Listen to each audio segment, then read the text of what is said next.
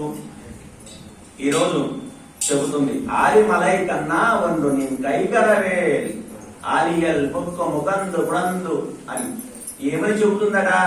ఏ పర్జన్య దేవ, నిన్న ఎలా చెప్పింది? వానలు ఎలా కురవాలో చెప్పింది. 3 వర్షాలు కురవాలట. ఆ 3 వర్షాలు ఎలా కురవాలో చెప్పింది అమ్మ.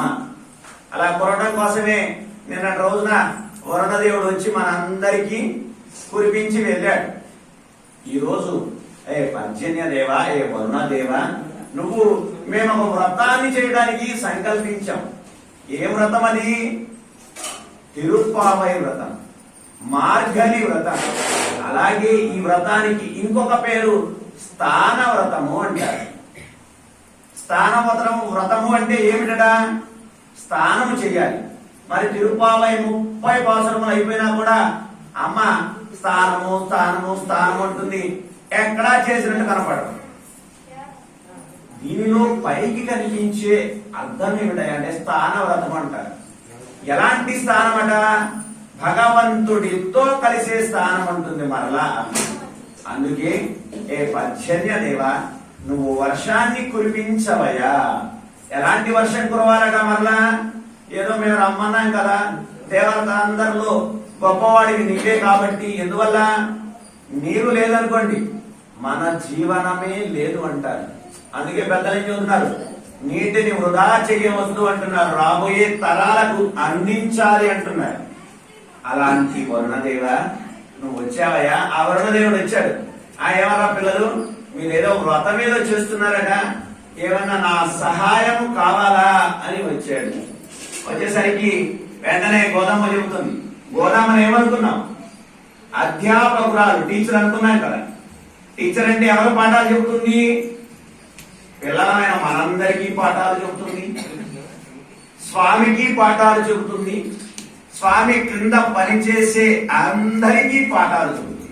అలా ఈరోజు ఆ వరుణదేవుడిని ప్రార్థన చేస్తూ, ఏ వరుణదేవ, నువ్వు ఇలా వర్షించవయ్యా అని ఆజ్ఞాపన చేస్తుంది.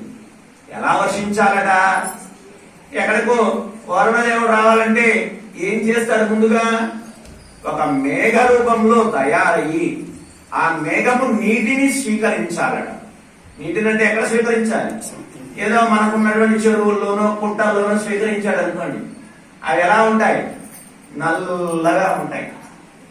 అవి మరలా పైకి వెళ్ళి క్రింద పడితే ఎలా పడతాయి? నల్లగానే పడతాయి. అలా కురవకూడదు.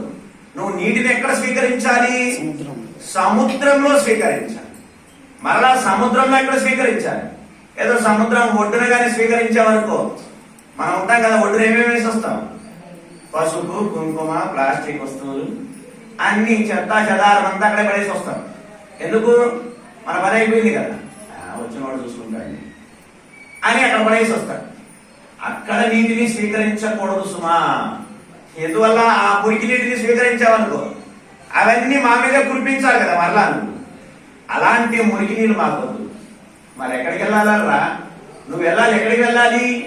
సముద్రము మధ్యకు వెళ్ళాలి. సముద్రం మధ్యకు వెళ్ళి మరలా ఏం చేయాలట? ఆ పై ఈయన నీళ్లు తీసుకుని వచ్చేవరకు సూర్య భగవానుడి కాంతి వల్ల ఆ నీరంతా ఎలా ఉంటాయి? వేడిగా ఉంటాయి. అలాంటి వేడిని మేము తాళలేము. మరి ఏం చేయాలరా? ఆ సముద్రపు మధ్యలో ఉన్నటువంటి నీటికి లోపలికి వెళ్ళాలి. లోపలికి వెళ్ళి అక్కడ ఎలా ఉంటాయి నీళ్లు? కొంచెం వెచ్చగా, కొంచెం చల్లగా ఉన్నటువంటి ఆ నీటిని స్వీకరించాలి.